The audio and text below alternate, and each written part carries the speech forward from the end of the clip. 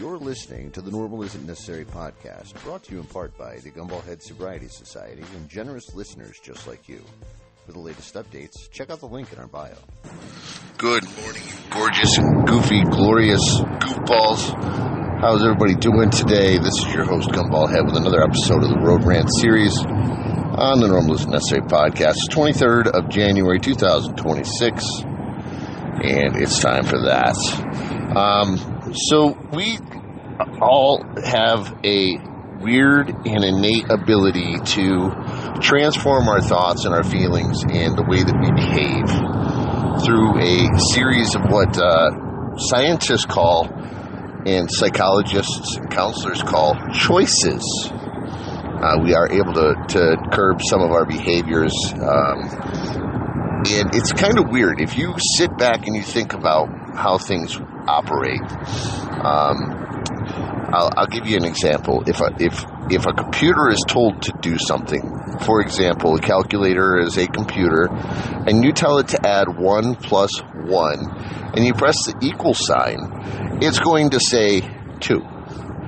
But if you press the 1, the plus, then that plus/minus sign, and then press 1, it's going to equal 0. Okay? That computer did exactly what you told it to do. But we as humans struggle with that. Okay? Now, a calculator or a computer is going to be emotionless. It's not going to have feelings. AI technology makes that arguable, but we're not talking about that advanced technology. We're talking about basic technology when it comes to our brains and when it comes to our feelings and our thoughts. And I've often said in my life, in my world, 1 plus 1 equals whatever the hell I want. Because it does. If I want it to equal 97, it's 97. And that's all there is to it. We have the ability to make that decision for ourselves because we have the ability to control our thoughts. A computer does not have that ability. And we have to remember that when we're working with things such as Facebook, TikTok, Instagram, any of those social media sites, Snapchat, because of a couple of things. Number one, when we read words, especially like via text message, if the words are, well, it doesn't matter. It doesn't matter what the words are in a sentence or in a paragraph or in a post, okay? If the words are written, it is what it is, okay? The words are written for a reason, but we can't automatically assume the emotion or the inferment of what the author is penning when they make these statements or they write these posts, okay? It could be a snotty post as you're reading it, and if you know that person really well, you can assume that they're being a bucket of snot when they write it. Or if it's the sweetest person in the world and you're reading it, your opinion of that person is going to influence the outcome of the statement that you make versus what the reality might be of that statement. Now, why am I bringing this up? Well, the written word is difficult to challenge because it's written. And it doesn't matter what your intent is when you write that word or write those words down. The intent is what is written. Doesn't matter your emotions or your feelings or your thoughts at the time.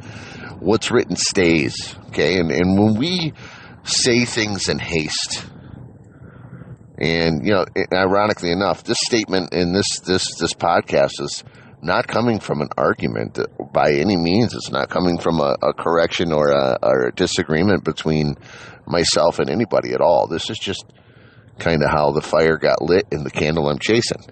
But whatever you write, that's in that moment. And if you sit back and you think about it, our thoughts change and our feelings change, our emotions change regularly throughout the day. They change constantly throughout our daily activities, okay? If we are having a rough morning and we get up and it's, you know, we're tired and we're wore out and we're exhausted and we're trying to, you know, have our morning coffee and the kids are yip-yapping and you ask them to be quiet 65 times, well, 66 times they're going to annoy you. If we are at work and you're sitting next to somebody eating a salad and they're one of those people that like to slurp their salads. And I hope that you guys know what I mean by that, slurping your salads. But if I were to type into TikTok or type into Facebook, you're probably the type of person that slurps their salad, you would probably assume that I'm being snarky or rude or disrespectful or, something of those sorts. But in reality, I'm just trying to make a statement in the fact and give you that mental visual of salad slurping. Now, I'm no stranger to slurping a salad. I've done that before. You go to put a piece of lettuce in your mouth and there's a piece of, processed meat hanging from it by a very small thread of, blue cheese dressing or stuck together with a coagulation of cheese. Now, think about that. What happens if you put all those words into the written form? Okay, you're going to start building that visual concept of what I just said. And then in the end, and I say you slurp your salad, you're going to understand exactly what I mean. Okay? It's just that simple. And it's a matter of the words that we put together, the words that we say when it comes to the written word, and how we present it. If there's no context in the statement that is made, then there is no way of 100% assuming what the author means without follow-up or inquiry to the tonality or the inferment made by the person who says it. So if we don't get clarification on a written word, we're going to always assume what the written word is law. And we're going to read it in our own way, regardless of what the initial author's intent was. We're going to read it in our own mind, and we're going to read it with our own thoughts. Think about it. Have you ever had a situation where you've had a great conversation with somebody, and this could be on a date or work or even, a good interaction with somebody on the phone, and you have a good back and forth and good talk and this and that, and then all of a sudden at the end of the conversation they just say K. The letter K. Potassium. K. Now, do you mean K as in, all right? Or my favorite, KK. Like, okay. Okay? I don't like that. I really don't like K, and I don't like KK. I'll use K in text when I'm being a jerk, all right? But that's kind of like saying love you. Love you is something you say to your parents when you're getting ready to leave, to go, out for a night with your friends. Hey, kiddo, I love you. Love you. Okay? I could justify that. I justify love you from my kids all the time. But if my wife says love you to me, and I know that she doesn't mean like love you any less than I normally do, and unless we have an argument, love you doesn't come across as anything negative. I just hate reading it. If you're going to take the effort to say the word love, you should follow through with the whole thing. That's me being petty. It's me being petty. Now, where is all this coming from? Okay, well, I was thinking about it. In my youth, we didn't have cell phones. We didn't have the internet. We didn't have computers. We had antenna TVs with like 6 channels.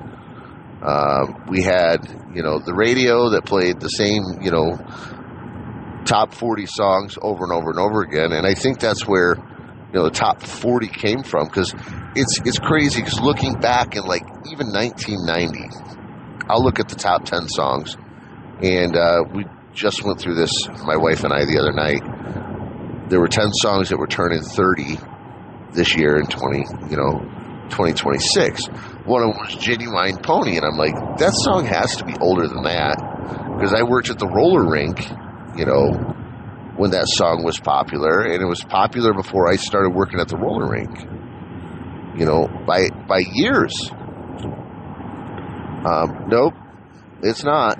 So all of those clear days that I had back in 1990s aren't so clear at this point. It's like, Well, Genuine Pony was popular back when I was in high school. Yeah, it was. But I thought it was popular like freshman, sophomore year. I thought it was a grown-up song.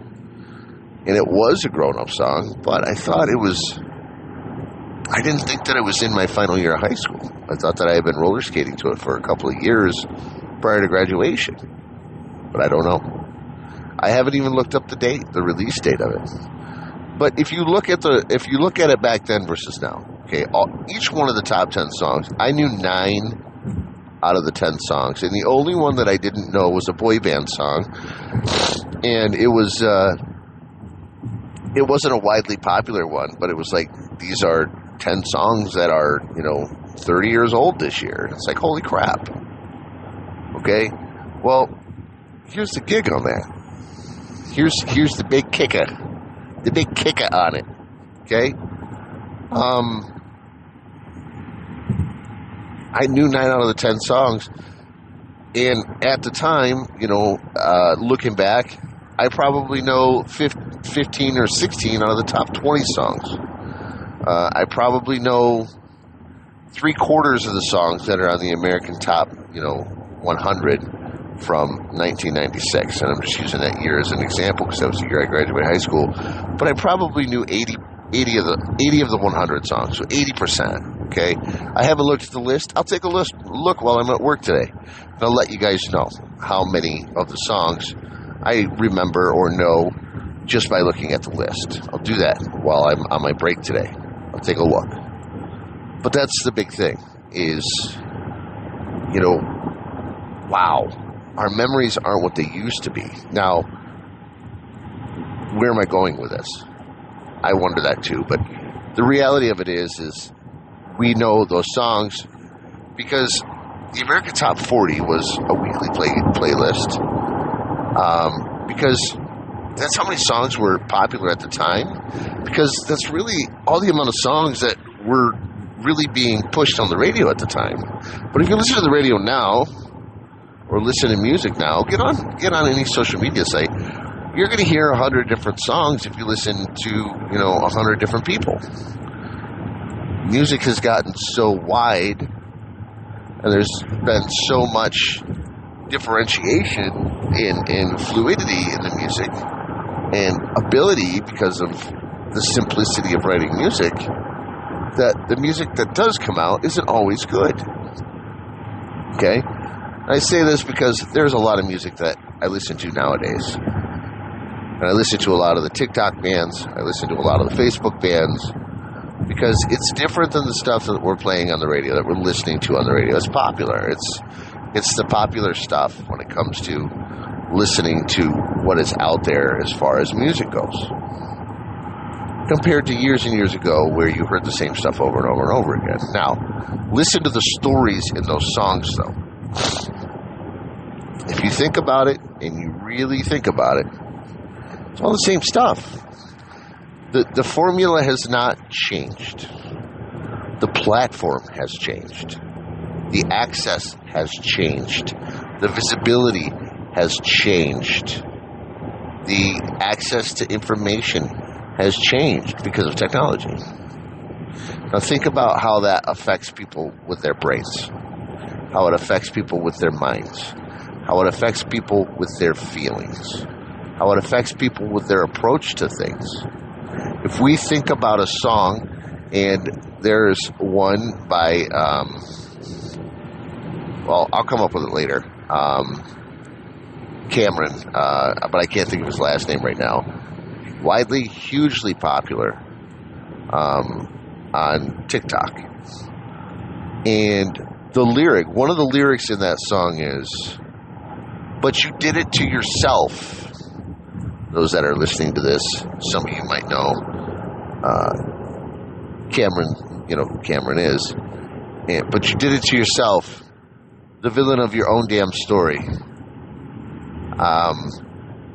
It's very gospel-y, but the reality of it is the fact that if I'm listening to it as an addict in recovery, I'm listening to that song as an addict in recovery. If I'm listening to it in a relationship aspect, I'm hearing that song in a relationship aspect. If I'm doing it in a work situation, it's going to be relatable to work. It's all in how we interpret that information. But if we read the lyrics, if you sit down and you read the lyrics to this song, you are going to know and you are going to think that this guy went through either a big breakup or addiction. That's it. You're not going to think that he's having a rough day at work. You're not going to think that he's having an argument with his best friend. You're not going to think that he is, getting the wrong order after he pulls through a drive-thru. You're going to think that he's either post-relationship or you're going to think that he is in recovery. That's it. That's all there is to it. But then as you read the words without hearing the actual song, you'll start to understand that, okay, wow, this is big. This is rough. This is hard news. This is somebody's feeling and emotions. To put that in text versus hearing it can infer so much more even without the intent. But I think a lot of times in text messages, people get lost in translation. Now, why am I talking about this? I want to reiterate something. I want to instill something into the people that are listening to this. I want you to understand something that I am trying to express or explain. Okay? Communication is based off of information that is received by two different parties. If someone speaks a word, in order for that word to have any meaning or value at all, someone needs to receive that word, interpret that word, absorb that word, break down that word, and regurgitate a response to that word. That is communication. Talking at someone versus talking to someone. If you're telling someone to stop, you want that action to cease now. If you're asking someone to stop, you're asking them to take into consideration the behavior that you're doing right now is affecting the way that I feel about the outcome of the interaction between two different parties, and I want this information or I want this action to cease because you're making me uncomfortable, or I want this action to cease because it's dangerous, or I want this action to cease because I don't like the taste of it. But if you say stop, you're not communicating all of that information. You're trying to cease immediate without any explanation. This is where our communication comes in. This is where communication is imperative. This is where we have to be very careful about how we communicate things. I write notes on every single estimate that I write. I write notes on every single work order that I write. I write notes on all of these things. And a lot of the times you go through and you read these notes and you just get into that complacent consistency of what it's telling you.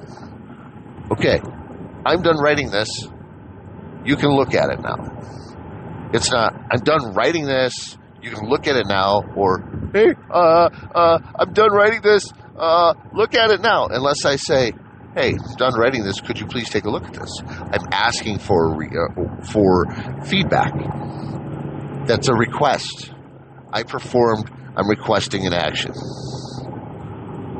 If I say, I'm done writing this, you fucking asshole, that's saying, okay, I've got a little bit of attitude. I'm spicy about this. I'm zesty. No, wait, zesty, wrong context. But what I'm saying is I'm done writing this. Here you go. Or if you write something along the lines of, I hope you're happy now. Well, here's your written information. I hope this is to your satisfaction. But how many ways can you write that? What it boils down to at the end of the day, guys, is that communication. And I'm a big proponent for communication, and I'm terrible at it still at this point in my life. I'm terrible at communicating, but I'm still working hard at being a good communicator with my work and with my family and with my wife and with with myself. Because if I don't communicate with myself, then my body doesn't know what's going on, right? If I don't communicate with my partner has no idea what's going on. If I don't communicate at my job, my company doesn't know what I got going on. if I don't communicate with my bosses about needing time off, they're not going to know that when I take a day off, it's because my daughter's sick or my wife is sick or that my son is sick or that my wife needs a break. They're just going to assume that I'm not feeling well or I'm at a job interview. You know, same thing with our partners. And sometimes those wires get crossed and we get confused. And sometimes we ourselves get confused by the information that we're giving. We get confused by the information that we're sharing because we don't confirm that in our brains before we communicate that to other people. Careful how you communicate. Make sure that the words that you're speaking or that you're communicating are getting through to those people that need to receive that information, and it's the appropriate information. Guys, I hope you have a great day. We'll talk again later. Until our paths cross, stay strong, stay focused, stay sober, much love. We'll see you all soon.